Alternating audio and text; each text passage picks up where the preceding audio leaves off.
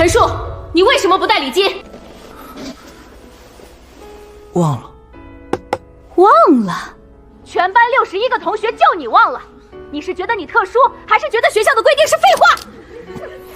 我昨天就说过纪律问题，忘记带红领巾就是挑战班级的纪律。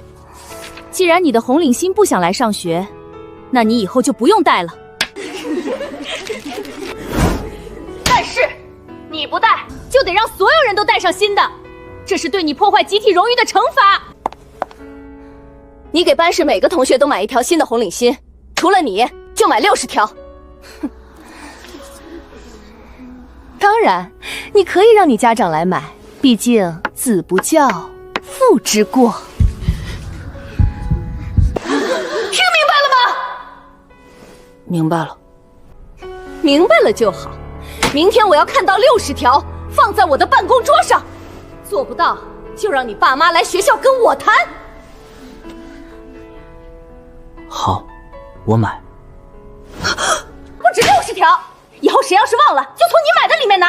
你干脆给全校都备上吧。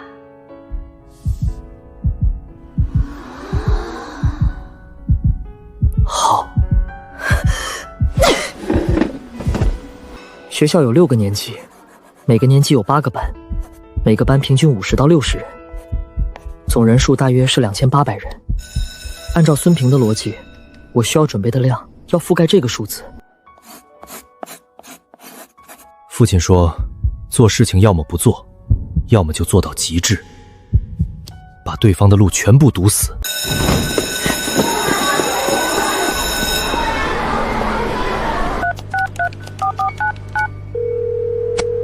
喂，儿子。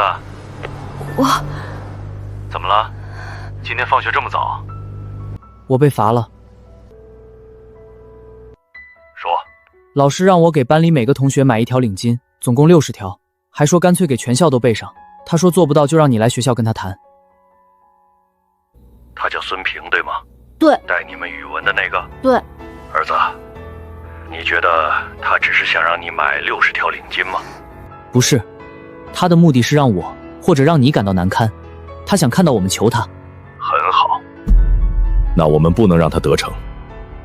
他说让你买你就买，他说给全校备上，这是个好主意。我有个朋友是做纺织品出口的，这东西成本很低，他要60条，是觉得这个数量既能让你破费，又不至于闹得太大。他算得很精明，但他漏算了一件事。他不知道你爸是干什么的。我现在就联系他，让他查一下标准规格以及出厂价。采购要走正规流程，要有发票和出货单。数量嘛，一个学校2800个学生，备用量加损耗，至少要准备个3倍吧，凑个整1万条。1万条太多了。不多，做生意讲究的是规模效应，1万条可以拿到最好的价格，而且送货要用16轮的重卡，直接开到学校门口，让他看清楚我们家是怎么执行他的命令。我明白了。你什么都不用管，明天正常上学。记住，从现在开始，无论谁问你，你都说是孙老师让你买的，是他让你给全校备上的。你是好学生，听老师的话。爸，还有一件事，那个纺织厂他们的篓巾是不是一箱一箱卖的？对。一箱多少条？估计100条或者120个吧。那别按1万条定了，你就按箱定，凑个吉利数字，80箱。好小子，就按你说的办，80箱，明天早上8点准时送到。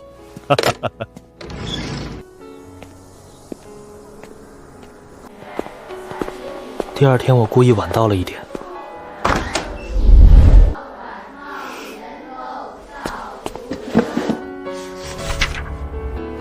你没买？买了。那东西呢？在路上。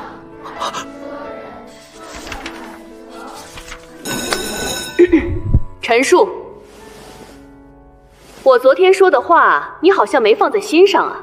我让你买的头铃呢？孙老师，我买了。买了？在哪儿？你变魔术给我变出来吗？哪个是2年3班的孙平老师？请立刻到校门口来一下。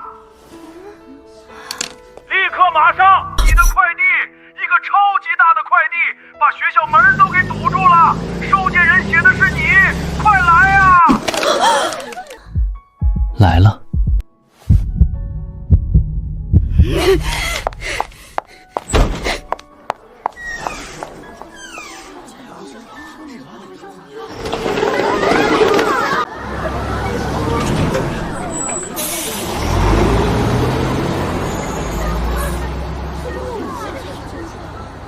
好，动作强。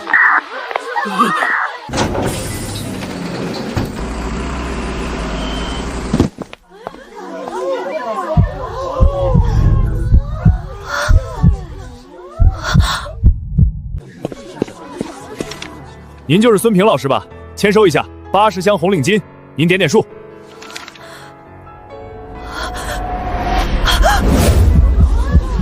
校长，您看，写得清清楚楚。80箱，对，一共是9600条。客户特别交代，要最好的质量。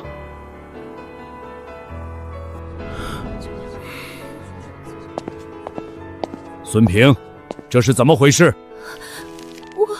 我不知道。你不知道？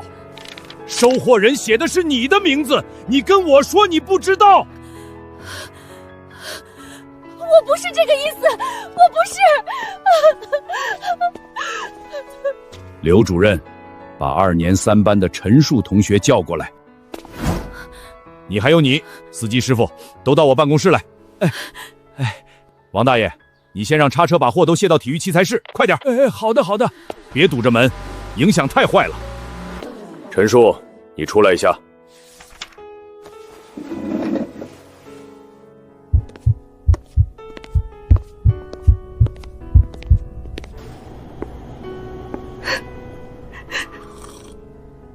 校长好。陈树同学，你告诉校长，门口那些领薪是怎么回事？是孙老师让我买的，他说我没带，破坏了集体荣誉，他罚我给全班同学都买一条新的。后来他又说干脆给全校都备上。我是好学生，我听老师的话。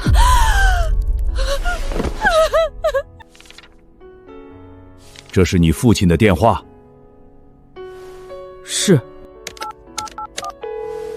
您好，请问是陈树同学的家长陈启明先生吗？我是阳光小学的校长。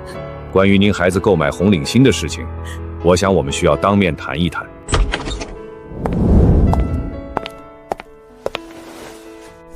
别怕，爸爸来了。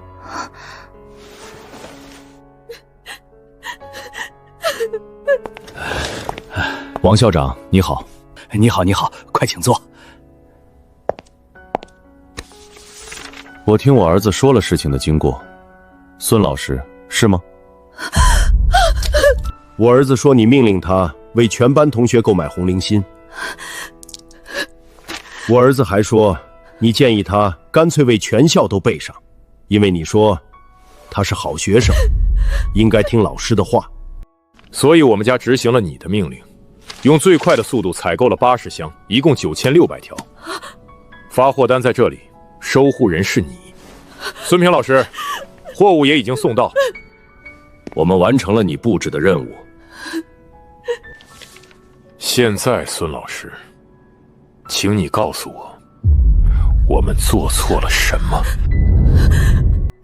不是那个意思，我就是随口一说，当时气在头上，谁知道他真的会去买，还买这么多。孙老师，第一，你是一名教师，不是一个在街上吵架的泼妇，你说出的每一句话，尤其是在学生面前，都应该负责。第二，我儿子今年才7岁，在他的世界里，老师说的话就是命令，就是真理，他无法分辨什么是你的气话，什么是你的教育指令。第三，也是最重要的一点，你作为老师，滥用职权，当着全班同学的面羞辱我的儿子，并且用这种方式对他进行惩罚，你不配当老师。陈先生，您先消消气儿。这件事孙老师确实有处理不当的地方，我代表学校向您和孩子表示歉意。王校长，如果道歉有用，还要警察干什么？今天我儿子性格坚强，家里也正好有能力处理这件事。如果换一个孩子呢？一个性格内向的、家庭条件普通的孩子呢？他是不是就要承受这种羞辱？他的家长是不是就要忍气吞声？真的去花几百块钱来满足这位老师的私欲？陈先生，您的意思是？第一，这件事不能就这么算了，这已经不是简单的师德问题，这涉嫌敲诈勒索未遂。第二，我怀疑孙平老师这么做不是第一次了。孙老师，这些年你以各种名义让学生和家长赞助过多少东西，罚过多少款？我没有，你血口喷人！我只是为了班级管理，为了学生好。是吗？这是我在你们学校的家长论坛，还有本地的一些社交媒体上搜索到的内容。王校长，你可以看看，有多少匿名的家长在控诉孙老师如何以班费、材料费、罚款的名义向学生收钱，少则几块，多则几十上百。这些钱有过账目公示吗？有过上报吗？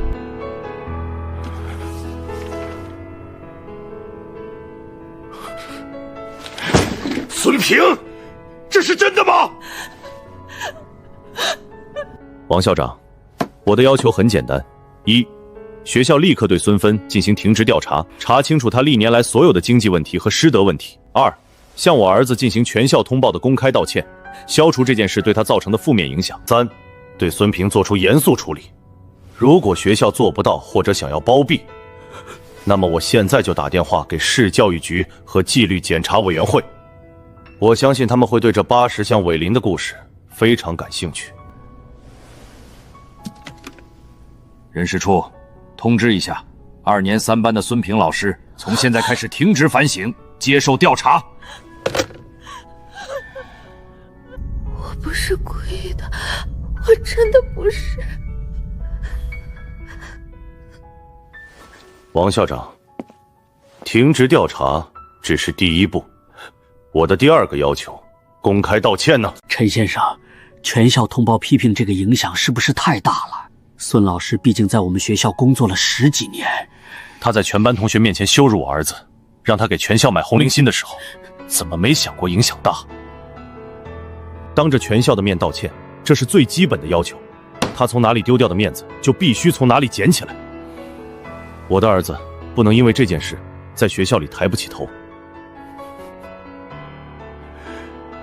好，明天早上的课间操时间，我开一个全校师生大会，由我代表学校向陈述同学道歉。可以。关于孙平老师的调查结果，我希望能在3天内看到，否则，走，陈述，我们回家。陈述，你知道爸爸今天为什么要这么做吗？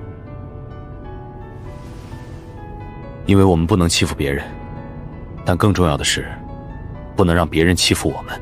当别人用他的规则来欺负你的时候，你要做的不是去哭，不是去求饶，用他这个规则把他撤下来。原来是这个道理。孙平的规则是老师说的话学生必须听，那我们就听给他看。他们都知道了，再也没人敢随便笑话我了。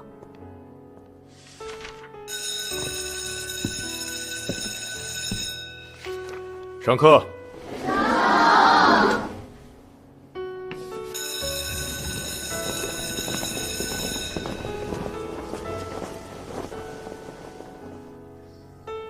同学们、老师们，今天利用课间操的时间，我在这里要宣布一件事情。昨天我们学校发生了一件不愉快的事情，我们2年3班的班主任孙平老师，因为个人在教育方式上的不当，对班里的一位同学造成了严重的心理伤害和名誉影响。他利用教师的身份提出了不合理的要求，严重违反了教师的职业道德规范。这件事是学校管理上的失职，是教育上的失误。我作为阳光小学的校长，首先要进行深刻的自我检讨。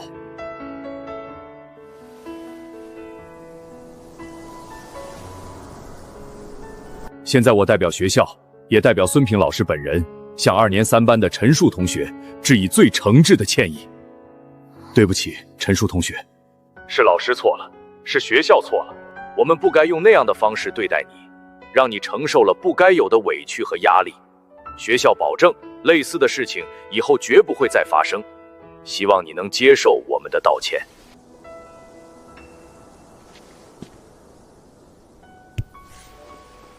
没关系，王校长，我接受您的道歉。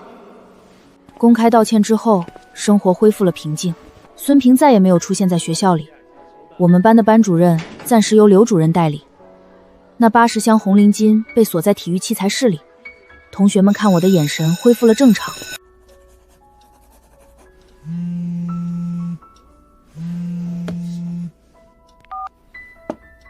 喂，是陈树的爸爸陈先生吗？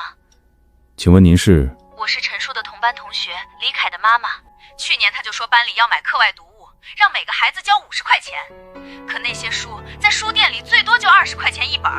还有他说要给孩子们统一买水彩笔，又是80块，结果拿回来的就是外面10块钱一盒的那种。我们问他，他就说我们是家长不懂教育，不舍得为孩子投资，谁要是多问2句，第2天孩子在学校肯定要被穿小鞋，不是被罚站就是被当众批评。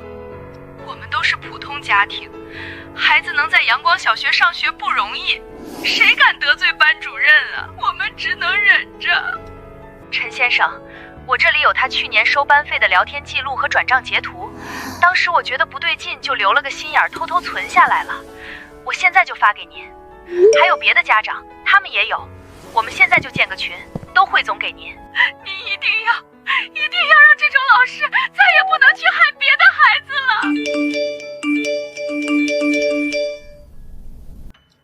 陈树，这件事已经不仅仅是我们家的事了，这变成了一件必须做到底的事。王校长，我是陈启明，关于孙平的调查有结果了吗？还在核实。不用那么麻烦了，我现在给你们提供更直接的证据。陈先生，我明白了。你不明白？王校长，你到现在还不明白？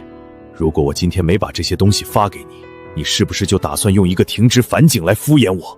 如果不是我儿子碰巧有我这样一个父亲，是不是孙平依然在你的学校里作威作罚？这不是孙平一个人的问题，王校长，这是一个管理问题，是一个系统性的漏洞。你作为校长难辞其咎。陈先生，你说的对，是我失职，请你相信我，我一定会给您、给所有受害的家长和学生一个交代。我不需要你的保证，我只看结果。明天一早，局里的调查组就会进入阳光小学，是我刚刚打的电话。陈先生，我希望能看到一个积极配合、主动自查的学校领导们，而不是一个掩盖问题、推卸责任的团队。王校长，这是我给你的最后一次机会，怎么做你自己选。陈树，记住，有时候把事情闹大，不为了伤害更多的人，而是为了把藏在暗处的脓包彻底挤出来。阳光只有照进黑暗的角落，才能真正驱散阴影。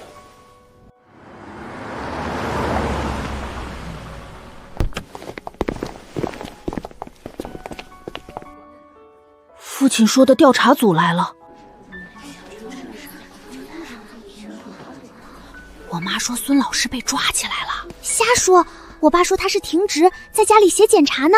我听说他以前让别的同学买过更贵的东西，我还听说谁不听他的话，他就让谁考不及格。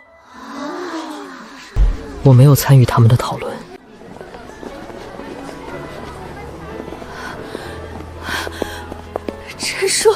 陈树同学，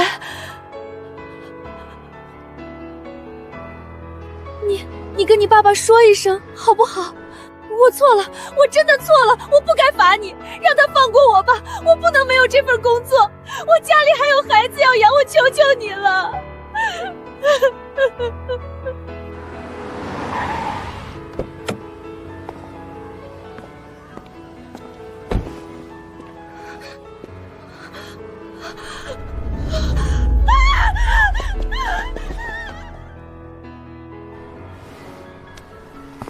上车，我们回家。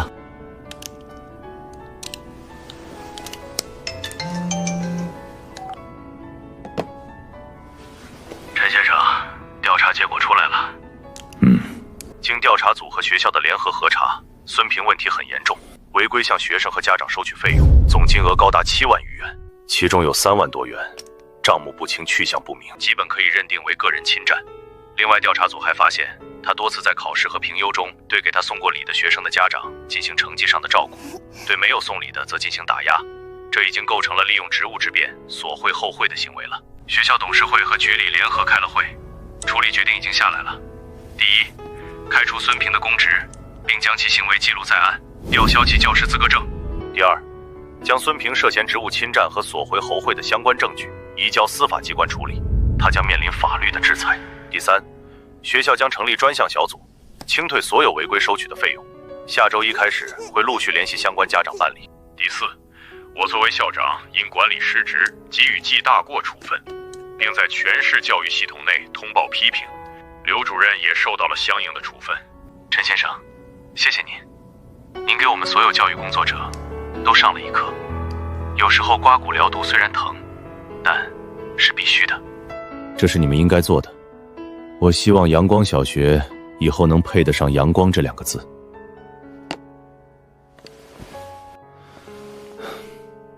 陈述结束了。爸，那个孙老师是坏人吗？我觉得他不是坏人。他是一个做错了事并且不知悔改的成年人，而做错了事就要付出代价，这就是这个世界最基本的规则。我帮你一起拼。学校公告栏上贴出通知，关于清退2年3班违规收取费用的通告，列明了孙平在过去几年里各种名目收取的款项，明确表示费用将从今天起在学校财务室全额退还给家长。放学的时候，财务室门口排起了长长的队伍。我父亲说了，我们家1分钱都不会去退，那些钱就当是为这件事付出的成本。退款。